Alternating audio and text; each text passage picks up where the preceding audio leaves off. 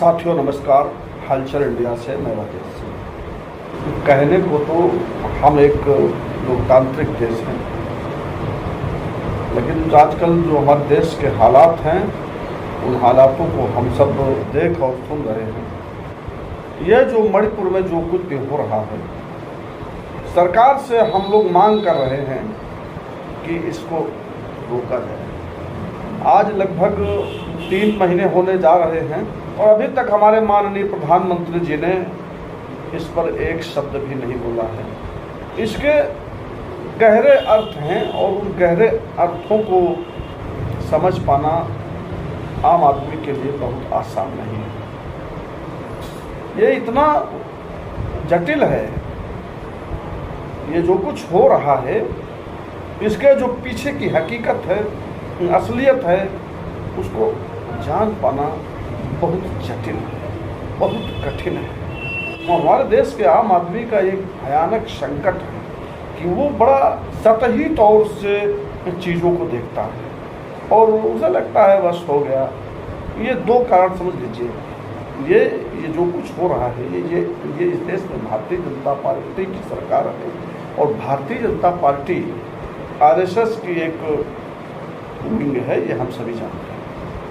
असल में इस सब के पीछे, मोदी के पीछे, सरकार के पीछे, पूरी भारतीय जनता पार्टी के पीछे और इस पूरी विचारधारा के पीछे आरएसएस है, राष्ट्रीय स्वयंसेवक संघ। और ये जो कुछ भी कर रहे हैं, जितनी नीतियां जो कुछ है, ये सारा कुछ आरएसएस की विचारधारा के अनुसार चल रहा है। हम ज़्यादा गहराई में नहीं जाएंगे इन चीज़ों का, लेकिन बस ये मैं कहना चाहता हूँ कि आरएसएस की कार्य करने की जो शैली है वो इतनी जटिल है कि हर आदमी के बस का नहीं है कि वो इनकी साजिशों को समझ पाए। हमारे देश में राजनीति से लोगों का बड़ा जुड़ाव है, ये भी एक बहुत बड़ा संकट है। लोगों से अगर बात करो, कोई बात करने लगो, देश की बात करो या किसी पार्टी की बात करो, बल्कि वैचारिक रूप से कोई विचारधारा की बात करो तो उसका एक ही उत्तर होता है कि हम राजनीति में नहीं पढ़ना चाहते। वो कहता है हमें राजनीति से कोई मतलब नहीं है, कोई देना नहीं यार, और कोई बात करो। जबकि होना ये चाहिए कि राजनीति की अनिवार्यता हर आदमी के जीवन में होनी चाहिए। शिक्षा में भी बेसिक तौर से हर आदमी को राजनीतिक शिक्षा देनी चाहिए, तभी कोई लोकतंत्र आगे बढ़ सकता है, आगे जा सकता है। और तो ये तो हुई राजनीति की बात। लेकिन मैं जो बात कर रहा था मणिपुर पर, ये जो मणिपुर में हो रहा है, ये जैसे वहाँ के लोग बुरिया बिस्तर बांधे घूम रहे हैं, इधर उधर भाग रहे हैं, उनकी हत्याएं हो रही हैं, उनकी औरतों के साथ बलात्कार हो रहा है, चारों तरफ एक अराजकता का माहौल है, भयानक संघार हो रहा है। तो ये सब कुछ हो रहा है और पूरा देश एक ही बात चिल्ला रहा है कि सरकार इसे क्यों नहीं रोक पा रही है। लगभग 3 महीने हो गए और अभी तक प्रधानमंत्री ने इस पर एक शब्द नहीं बोला। वो एक वीडियो वायरल हो गया था एक महिला के साथ में दरिंदगी का, तो उस पर लगभग 36 मिनट वो प्रधानमंत्री जी बोले, इसके अलावा वो एक शब्द नहीं बोले। तो जो लोग ये देख रहे हैं कि ये मणिपुर में हो रहा है, तो ये क्यों नहीं बोल रहे हैं, ये सवाल हर आदमी के अंदर से उठना चाहिए, सोचना चाहिए लोगों को कि क्या मणिपुर हमारे देश का हिस्सा नहीं? और अगर देश का हिस्सा नहीं है, देश में ही नहीं, कहीं भी दुनिया में, कहीं किसी कोने में, कहीं भी अगर इंसानियत की समस्या होती है तो भी हमें बोलना चाहिए और बोलते रहे।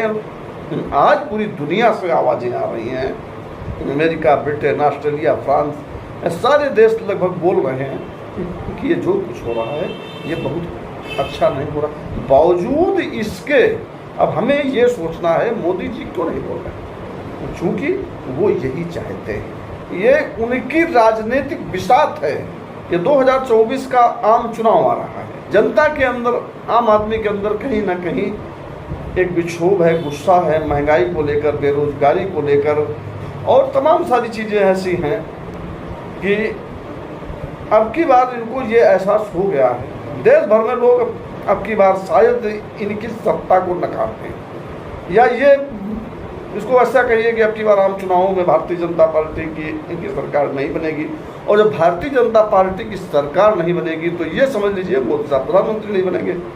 अगर आरएसएस के हिसाब से देखा जाए तो ये भारतीय जनता पार्टी नहीं चाहेगी, वो एक बार और मोदी को प्रधानमंत्री बनाना चाहेंगे। तो ये वही खेल है, ये एक दिन का खेल नहीं है, ये पूरा मानस बनाया गया है, ये पूरा माहौल इस देश के अंदर बनाया गया है। आप क्या सोचते हैं, ये जो कुछ हो रहा है मणिपुर में हो रहा है, ये क्यों हो रहा है मणिपुर में? ये सांप्रदायिक धार्मिक उन्माद है ये, और उसी के चलते ये सब कुछ हो रहा है। और इसके पीछे भी कहीं ना कहीं ये भारतीय जनता पार्टी के लोग हैं, आरएसएस के लोग हैं। जब से ये वहाँ पहुँचे तब से ये खेल शुरू किया, उसी से इन्होंने वहाँ सत्ता हासिल की। और जैसे वो मणिपुर में ही नहीं, पूरे देश के अंदर जो जिनके पास सत्ता है, दिल्ली में जो सत्ता है, वो भी सांप्रदायिक ध्रुवीकरण से तो ये चीज़ें पैदा हुई हैं, ये सत्ता में पहुँचे हैं। तो अब एक चीज़ आप देख लीजिए, मैं बार बार एक चीज़ कहता हूँ, और हमारे जो साथी हैं, हमारे साथ उठने बैठने वाले लोग हैं, हमारे जो लोग वीडियो देखते हैं, जो अभी तक हमारे वीडियोस देखते रहे हैं, उन लोगों ने कई बार सुना होगा और कई बार सवाल किया मुझसे कि ये आप क्यों बार बार कहते हैं कि देश में, तो हमें बात कहते हैं, हमने ये बात बहुत बार दोहराई है कि भारतीय जनता पार्टी को सत्ता से हटाना, सत्ता से बेदखल करना अब इतना आसान नहीं रहेगा। तो लोग कहते हैं कि जब जनता के अंदर नाराजगी है, जनता के अंदर गुस्सा है, जनता का कोई काम नहीं हो रहा, महंगाई बेरोजगारी से परेशान, तो हमारा जवाब ये रहता है कि खाली जनता के वोट से ही हार जीत नहीं होगी। इस देश में लाखों लोग मारे जाएंगे। तो यही कारण था, ये जो खेल मणिपुर में शुरू हो चुका है, और मणिपुर से मिजोरम और असम में ये खेल बढ़ता चला जा रहा है। ये आग जो लगा दी है इन्होंने, ये आज आप यहाँ बैठ करके देख रहे हैं मणिपुर चल रहा है, और मणिपुर में ऐसा हो रहा है, और वो आग बढ़ती चली जा रही है। ये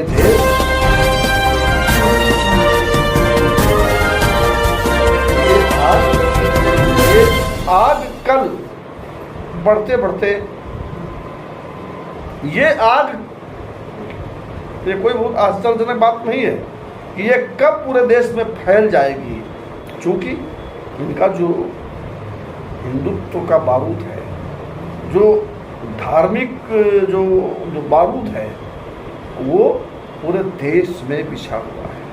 खासकर हिंदी पट्टी में उत्तर प्रदेश है, मध्य प्रदेश है, राजस्थान है, दिल्ली है, हरियाणा है, ये खासकर ये इलाकों में ये इनके पास बहुत सारे मानो बम हैं, और ये इनका एक इशारा, या ऐसे कहिए कि बारूद पूरे देश में बिछी हुई है, और इनको कहीं भी आग लगाने की जरूरत है। एक माचिस की एक तीली जला करके आग लगाने की जरूरत है, और पूरा देश जलने लगेगा। राहुल गांधी ने जो अभी कहा, ये पूरे देश को जला देंगे, तो वो ऐसे नहीं कह रहे हैं, वो चीज़ों को उन्होंने देखा है, समझा है, परखा है, और यही सच्चाई है जो राहुल गांधी कह रहे हैं। ये देश को जलाने में कोई गुरेज नहीं करेंगे।